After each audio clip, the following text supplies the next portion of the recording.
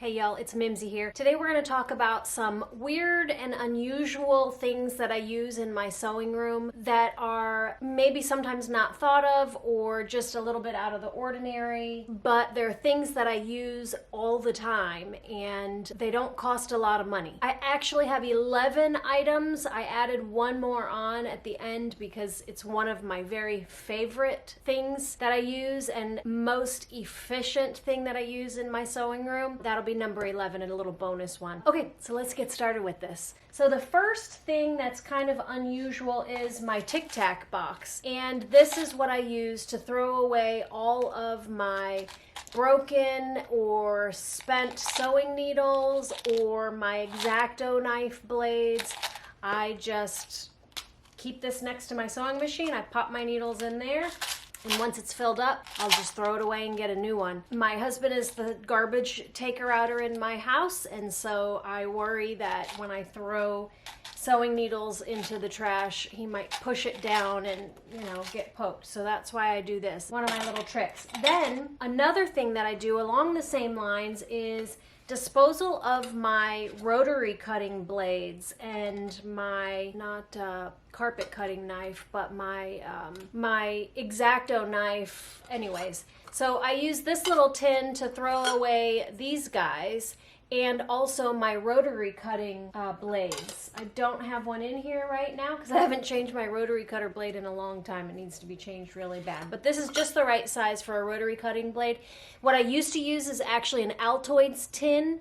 That works as well for X-Acto knife blades and also rotary cutting blades, but I found this little guy and I was like, wow, that's perfect for that. So now I use this. Number 3 is I use a flour frog for keeping all of my tools next to my sewing machine. Here's my flour frog, and it keeps all of my most used tools organized here. I used to just have all my stuff in a little cup that sat here, but I found that it would get so jam-packed with stuff, I had to dig around in my cup in order to find the tools that I need.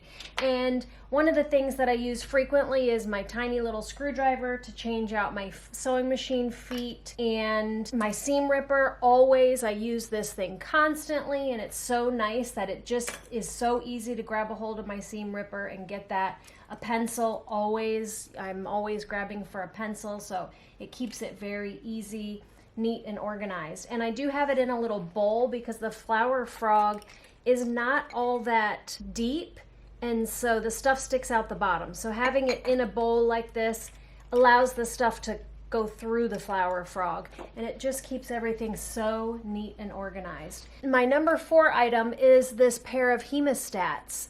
So my sister is an OR nurse, and she gave me these Hemostats, a whole pack of like OR stuff. Anyways, these Hemostats are amazing because it's a tweezer tip, but they lock. So you can get these locked onto something, and you put it on something, you can lock it, and then you can just pull. So this I use a lot for pulling my thread out of my feed dog. Sometimes my thread gets sucked down into my machine, and this grabs a hold of thread really well because it's also got these little grooves in there, and that holds thread really nicely. So these things are amazing in my sewing room. I don't know what I would do without these Hemostats. They're awesome. And then number 5 is my pin bowls. So let me show you my pin bowls. This is my pin bowl that I keep next to my sewing machine, and I really like pretty things,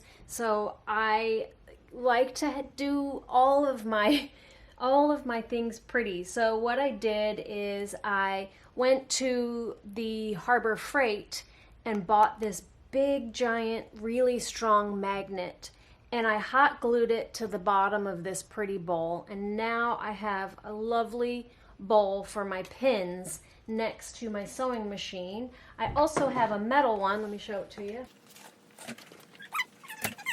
This is the one that I keep over on my cutting table. So I always have one on my cutting table and one on my next to my sewing machine, and then my pins go back and forth. So at my cutting table I'm pinning, and at my sewing machine I'm taking the pins out. So I that way I have one at each station. I don't have to be moving it back and forth.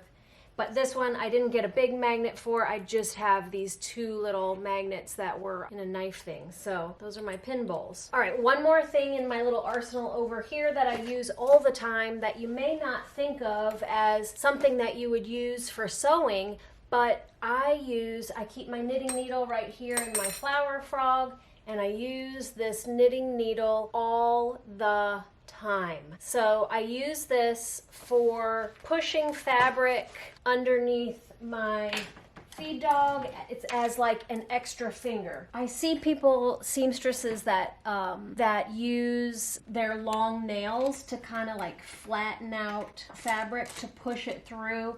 Like when I'm sewing around a curve on a cushion and I need to manipulate it and not get any puckers or gathering in it, I use this knitting needle to just push down the fabric, and you can kind of hold the fabric down and guide it underneath your foot where you don't want to get your fingers in the way. And I don't have long enough nails, but a knitting needle does the trick. It's so handy, and I reach for it hundreds of times while I'm sewing. So that's one of my best tools. And you could use any kind of knitting needle, a wood needle or a metal needle, whatever. Okay, so I think the knitting needle was number 5. I think we're on number 6. Number six is kind of a 2-in-1 thing, one of them being unusual, one of them being super regular. But number 6 is a lot of times when I'm sewing, I'll listen to podcasts or I'll watch YouTube videos while I'm sewing. I keep my phone right here. I have this little pin cushion here, and it's made for holding a phone. My mother-in-law made that for me, and if you want the pattern for that, I can link to the pattern. Anyways, I keep my phone right here and I listen to podcasts or watch YouTube videos, but sometimes I just sew in silence because I do find that some of my best thinking happens when I'm sewing. If I'm sewing in silence, I just can get some really great ideas. So one of the things that I do is I keep next to my sewing machine this glass container for my sticky notes. And of course I have my pencil in here.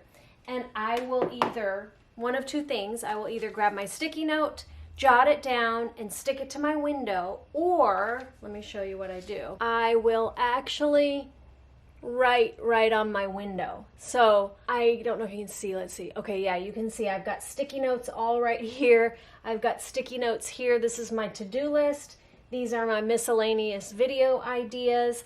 I also have a jar of dry erase markers, and I will sometimes just write with a dry erase marker right on the window. If I think of something and I need to write it down quick, I'll write it right on the window. But my windows have these grids, and so I have different squares of my things to do and my video ideas and just various things. Like I've got goals over there, first quarter goals over there. I've got, this is my business to-dos, this is my home to-do, these are my video ideas. And it's actually pretty empty right now because it's the beginning of the year and I cleared it all off and kind of started over. So it's pretty empty. But this is really helpful because it's right here behind my sewing machine. So I can just spin around and write down what I need, or grab my sticky note out of here and just stick it to the window. So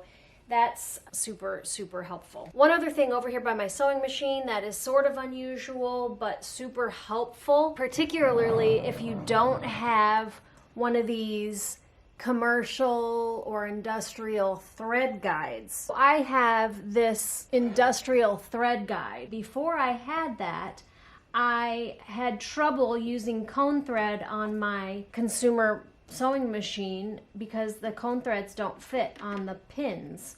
So what I did is I bought myself this little L bracket, which you can buy at any hardware store, and I just stuck that onto the pin, the thread pin, and then you can take your cone thread. So we'll take this one, for example, your cone thread, or any thread. You can use a regular size thread, and you drop it into a cup. But if this were a cup, I would drop that into there, and I would place the cup right back here underneath my L bracket, and then you just run your thread through the L bracket, and then through your machine. And that will act just like that. And it worked like a charm for years and years. So I just still keep it here. In case I ever need to use it again, I always have it there. But I actually did a whole video about this because if your thread is pulling and it's not flowing off of the spool easily, it will give you missed stitches and it'll mess up your stitches. So if you want to look at that video, it shows up close and personal this process with the cup and everything, and explains different aspects about it. Anyway, I have a video about that and I'll put it right here. That is a very good, inexpensive, odd, or unusual thing I use in my sewing room. Now we're gonna move over into my upholstery area and I'll show you a couple things over there. Okay, so this is where my upholstery happens, over here against this brick wall. And if you've been around here for a while, then you have seen this hospital table. It's like a hospital meal tray that they will bring into a hospital room or a hospital bed and put over the bed in order to serve meals. And this is definitely unusual, but it works so great for me because I upholstered the top of it with some batting and some fabric, and I can keep all my tools on here, particularly my stapler. When I'm upholstering, you kind of need to be able to set your stapler down in between things, and a lot of times I'll set it in weird places. But now with this tray, I'm able to wheel it around to any side of my project or anywhere I need it. I can raise it and lower it, and it's easy to operate. Just one hand operation, raising it and lowering it. So it just works so good for all my upholstery tools and my staple gun. That's one of the things that is, I think, quite unusual. Then the other thing is this Barber chair base. So I use this Barber chair base as a chair upholstery tool. So it fits, take these cushions off of here.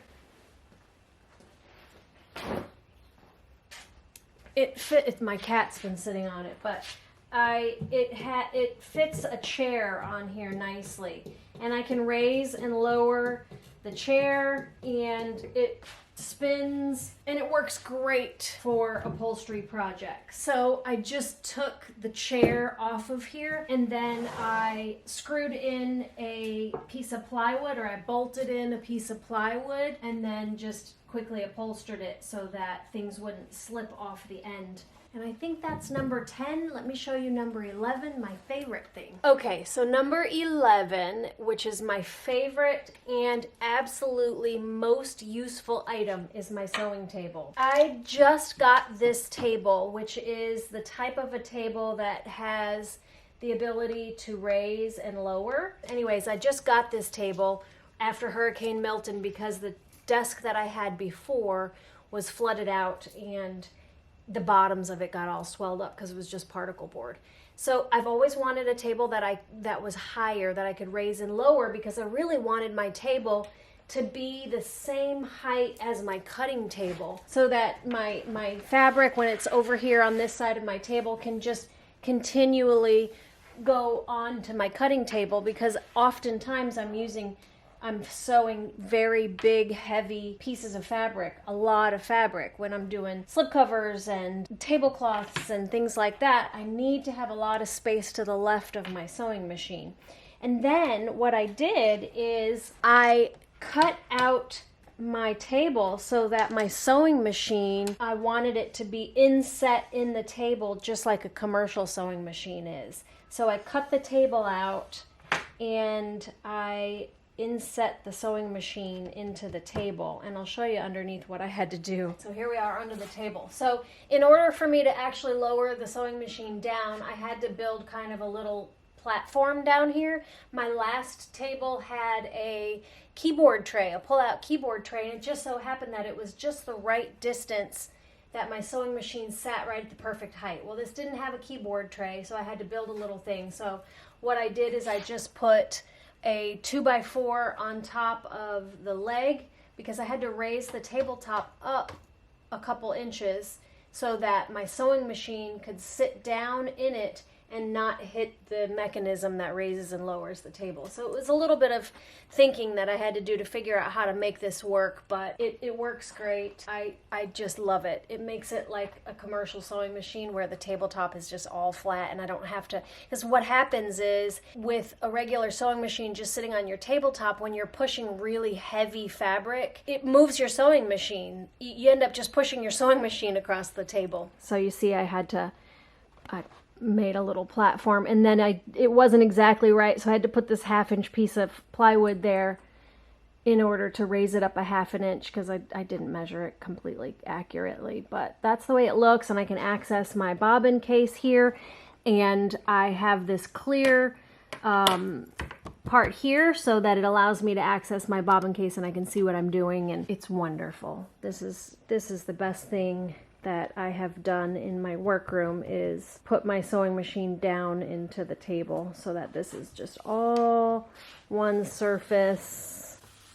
It's lovely. So that's my favorite tip and trick or unusual thing that doesn't cost a fortune.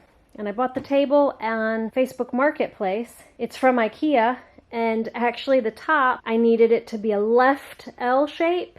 And it wasn't. I went to pick it up and it was a right L shape, and I was like, oh no. But it was like $50. So I bought it and I just flipped the table over, and that's why I had to fill these little holes, because this is actually the bottom of the table. But I made it work, so it's really great. I like to have pretty bowls for my things. This is not pretty, but it works. I know that if you are an experienced seamstress, you probably have a ton of little things like that you use and do in your sewing room or your sewing space that we could all probably learn from. So if you have anything, a tip, a trick, an unusual thing that you use to make your sewing easier, put it in the comments below. Then we can all learn, and a rising tide lifts all ships. So let's all learn together.